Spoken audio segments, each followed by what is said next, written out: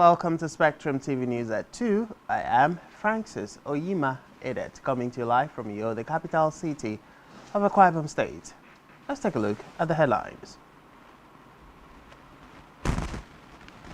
Vice President Shettima emphasizes collaboration with private sector.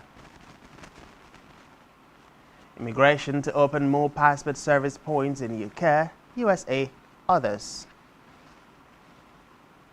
Plus, President Zelensky says fortifying front lines in Ukraine war must be accelerated. We'll bring you details of these stories and more in a moment.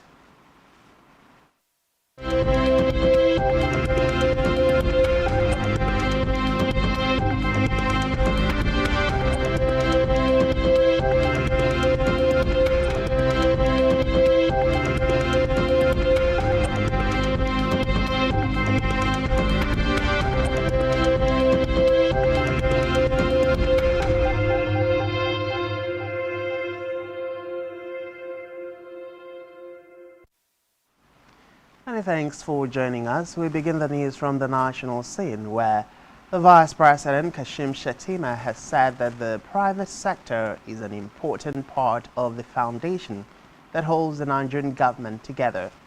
Shettima made this known at the inauguration of projects in Anambra State. The Vice President reiterated President Bola Tinubu's commitment to cultivating an environment conducive to enterprise and innovation. He said it explains why the President's vision for Nigeria is based on 8 priority areas, including poverty eradication, economic growth, job creation, and equitable access to capital.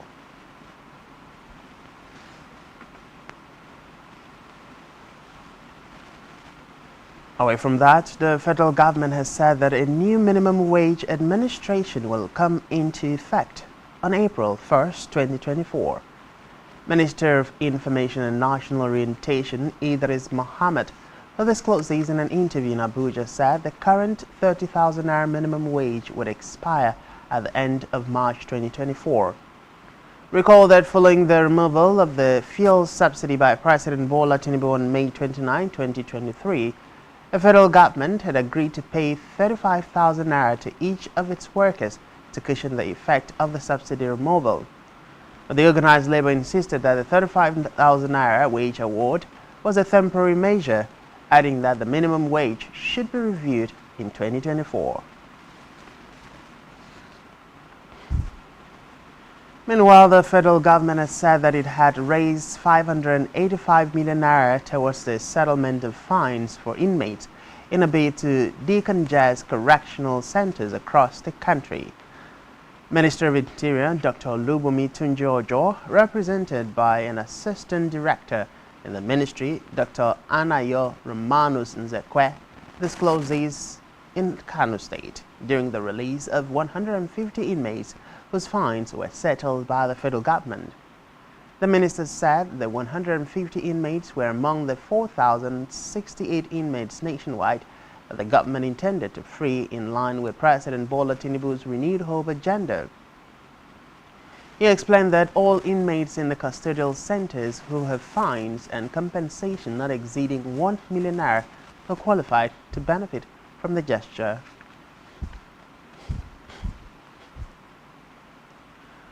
To the red chambers now, where the Senate has commenced debate on the 2024 budget, a day after President Bola Tinubu presented the budget of 27.5 trillion naira to a joint session of the National Assembly. Leading the debate on the general principles of the 2024 appropriation bill during the plenary, the Senate leader Opoyemi Bamidele announced that the bill is deemed to have been read for the first time by the presentation before the joint session of the National Assembly, hence the commencement of the general debate. He urged the lawmakers to approve the second reading of the 2024 appropriation bill for consideration by the Appropriation Committee and subcommittees.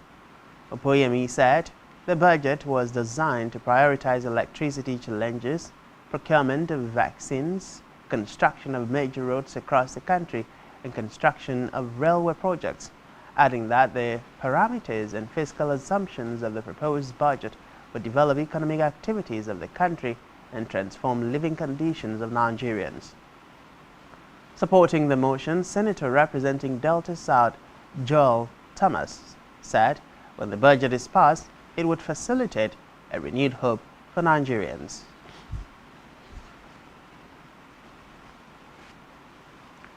Meanwhile, the Senate has summoned the Minister of Mines and Solid Minerals, Dele Alake, to appear before its Committee on Solid Minerals next week, Wednesday. He is expected to brief the committee on the federal government's work plan to develop the sector and block illegal mining. The panel berated Alake for allegedly disregarding all invitations so far sent to him since he was appointed by the President. The committee resolved during its meeting and expressed dissatisfaction about the failure of the minister to appear before it. The panel said Alake was fond of giving excuses while expressing concerns that the minister had abandoned his primary duties of bringing the mining sector to international repute. It stressed that Alake was relatively inexperienced in the sector and had further created a cloudy future for the yet-to-be-explored world.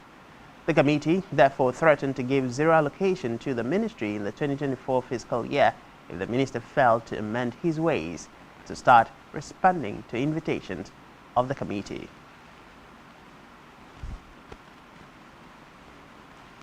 In a separate development, the Comptroller General, Nigerian Immigration Service (NIS), Caroline Adepoju, has said that the service would open more passport service points to meet the needs of Nigerians in the diaspora.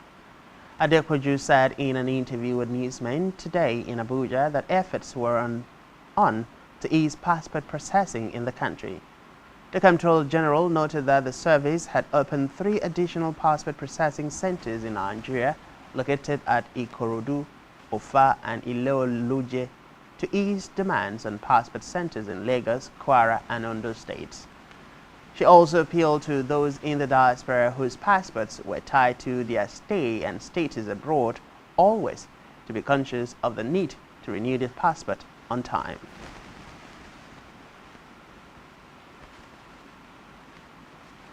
In another development, helicopter owned by the Nigerian Air Force (NAF) has crashed in Port Harcourt, the River State capital. The NAF spokesman, Edward Gabwet, confirmed the development in a statement. He said the helicopter, with the number NAF MI-35P, crashed at exactly 7:45 a.m. shortly after it took off for an operation against economic sabotage in River State. Gabwet further stated that everyone on board survived and sustained minor injuries, adding that they are being attended to at a Nigerian Air Force Medical Center, Port Harcourt. Reports say the Chief of Air Staff, Air Marshal Hassan Abubakar, is currently on his way to Port Harcourt to assess the situation and give further directives.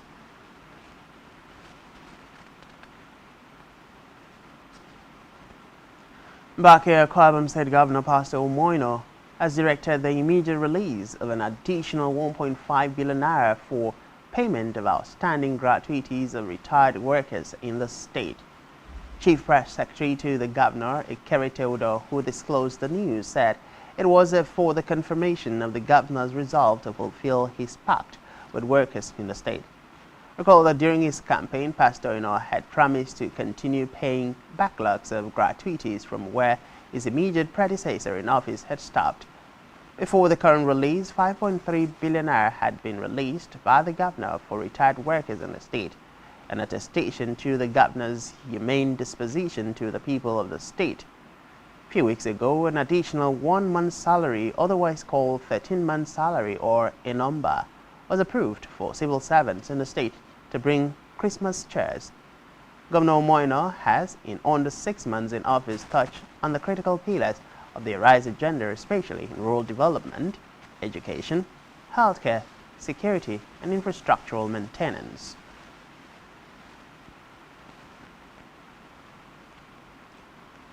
We move now to Africa, where Cameroon's Health Minister, Dr. Manoda Malachi, has urged the population to trust the government's health policy amid growing skepticism over the malaria vaccine which arrived the country 9 days ago.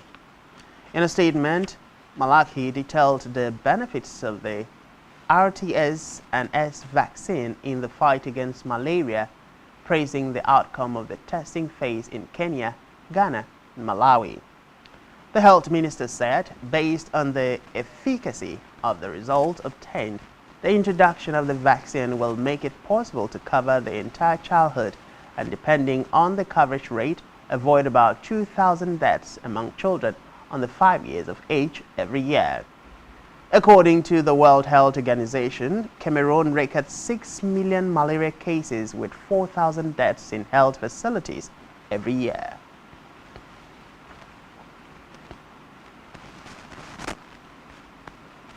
Still in Africa, the Somali authorities say more than 1 million people have now been forced to abandon their homes in the country due to floods caused by the El Nino weather phenomenon. This comes as world leaders gather in Dubai to discuss the climate crisis at the COP28 summit. At least 270 people are reported to have died in Somalia, Kenya, and southern Ethiopia as a continental region which is just coming out of prolonged drought braces for further torrential rains. According to reports, in Somalia alone, more than 100 people have died in flash floods.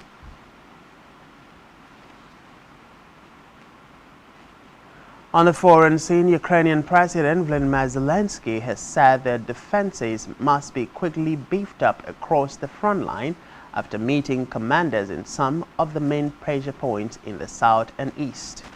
He said the Ukraine forces must speed up the building of structures in all major sectors where reinforcement is needed. According to him, Russian forces are trying to encircle the eastern town of Avdiivka and are targeting the southern regions of Kherson and Zaporizhia.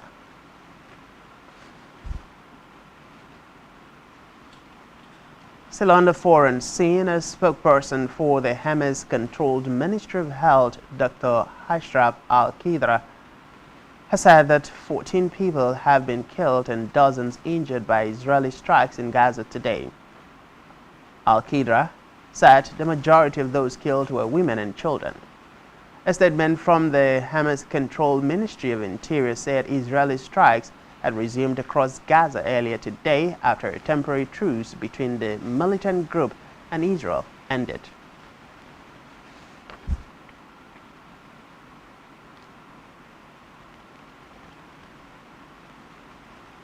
And still to come in the news, PFAN chairman Jala says Nigeria cannot make impact in AFCON 2024. Just stay with us.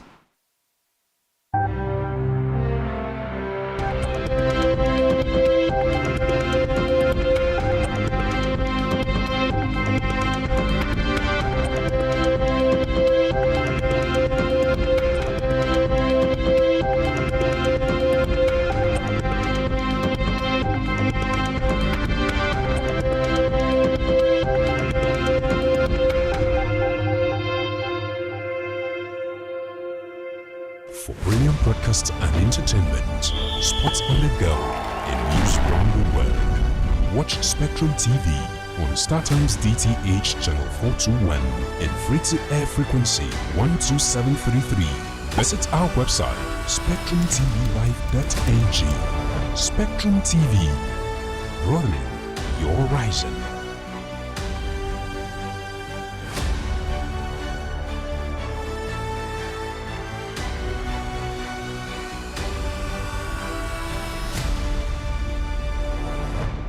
Christmas season is here again. Are you aware that making your business or products visible on the television space gives your brand a wider visibility and patronage? In the spirit of the season, Spectrum Television is offering a whopping 25% discount on all the services. Advertise your products and services while this offer lasts from 1st December 2023 to January 31st, 2024. We are a television with a passion to take your business and services on a satisfactory lane. You do not want to miss this opportunity. For more inquiries, visit our city office at number 2 Taft Plaza Close off Akaitinen Road, Uyo, Akwa Ibom State, or call the following numbers on your screen. Spectrum TV, broadening your horizon.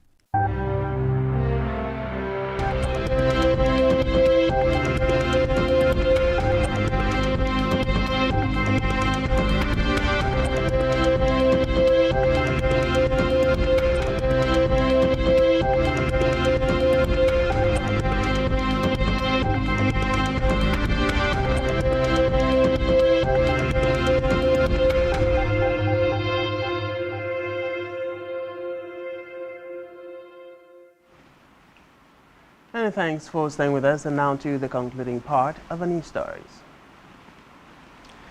On a business news, the Nigeria Extractive Industries Transparency Initiative, NEITI, and Oil Producers Trade Section have met with oil firms and miners over how to enhance transparency and accountability in the nation's oil and gas and solid mineral sector.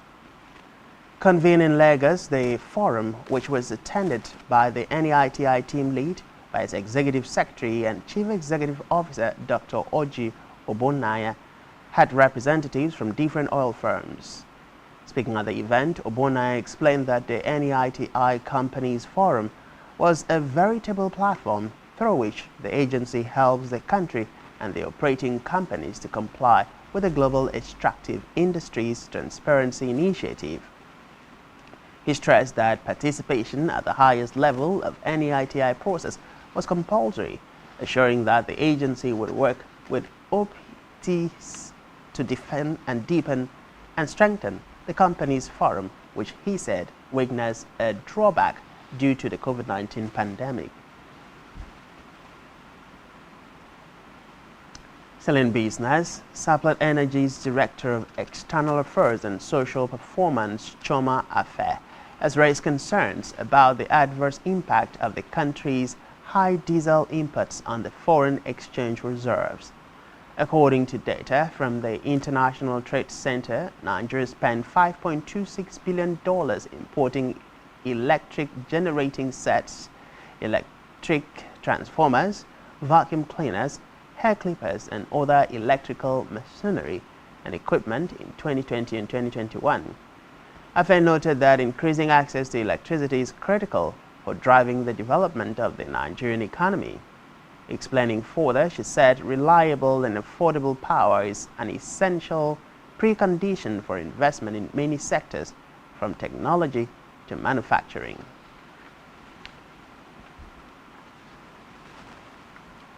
To held now where the federal government and its development partners have said that the role of the private sector is crucial in improving funding for family planning and women's access to services across the country. A stakeholder said Nigeria needs to think about leveraging technology through the private sector to bridge the $29 million procurement funding gap for family planning commodities. Speaking during a high-level private sector forum on family planning in Lagos, organized by the United Nations Population Fund, the stakeholders expressed worry that maternal mortality has become a major public health challenge in Nigeria. They noted that making family planning services available to women and girls will not only curb maternal deaths in Nigeria, but will also promote economic empowerment and growth. Meanwhile, as the world marks World AIDS Day today with the theme, Let's Communities Lead Stakeholders, in Akwa Ibom State have called for the inclusion of communities in order to eradicate AIDS in the state.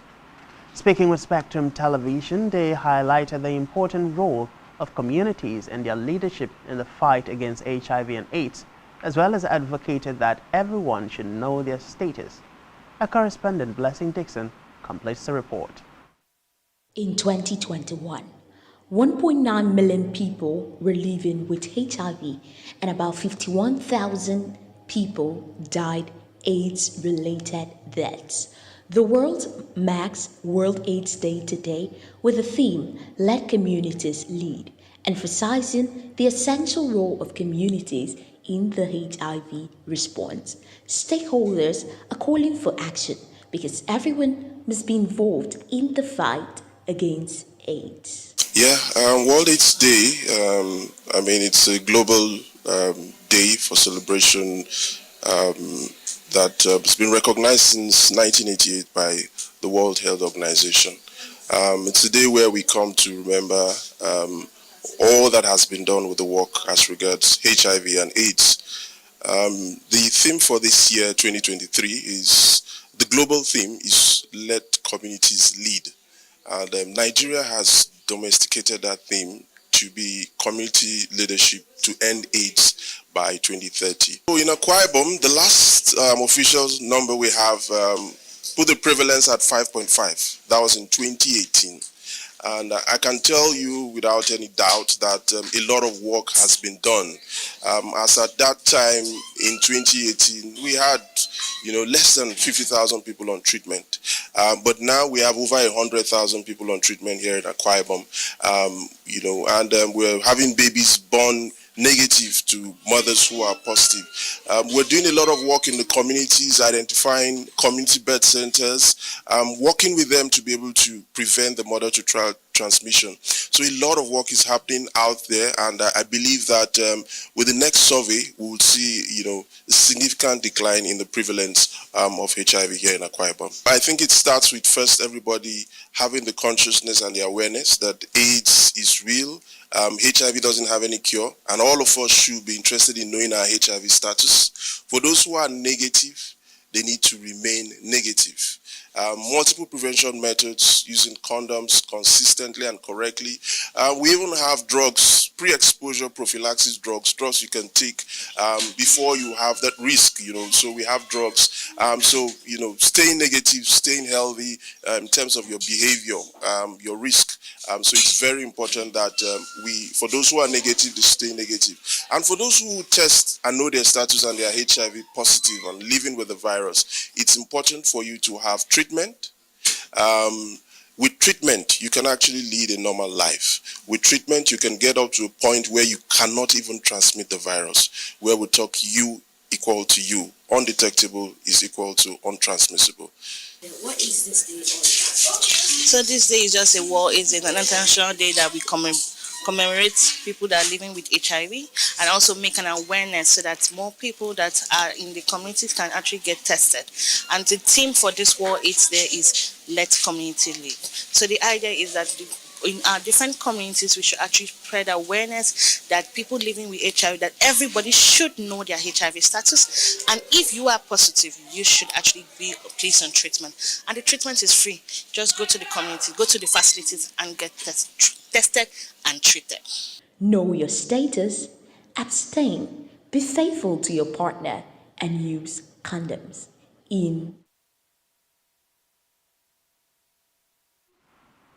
We move now to sport, where the chairman of the Professional Footballers Association of Nigeria PFN Task Force, Harrison Jala, says the Super Eagles will struggle to create an impact in the 2024 African Cup of Nations AFCON in Cote d'Ivoire because they lack the necessary technical skills.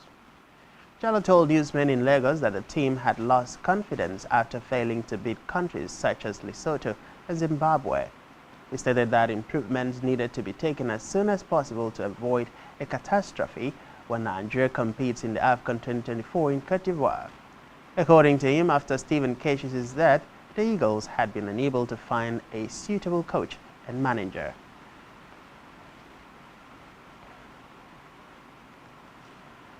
Still in sports, Dominica has withdrawn from hosting matches at next year's T20 World Cup. The country's sports ministry said it would not be prudent to commit to holding games because it will be unable to complete renovation work on practice and match venues in time. Dominica was one of 7 Caribbean countries given matches for the tournament, which will be co-hosted by the West Indies and the United States. The 20-team tournament will run from 4th to 30th of June 2024.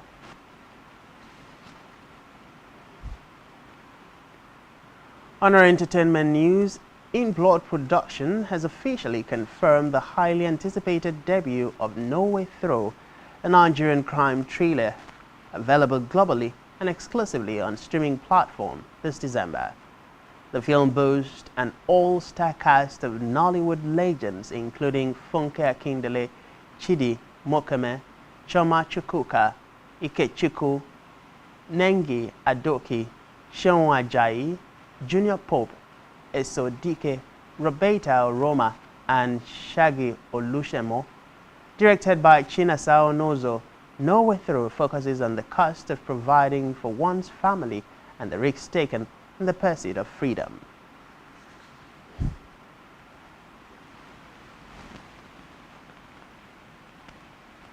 And that's all we have for you this time. Do ensure to follow us on social media and subscribe to our YouTube channel, all of which you can find on our website, SpectrumTVLive.ng. You've been watching Spectrum TV News at 2. I am Francis Oyima Edet. Many thanks for watching. Happy New Month, and do enjoy the rest of your day.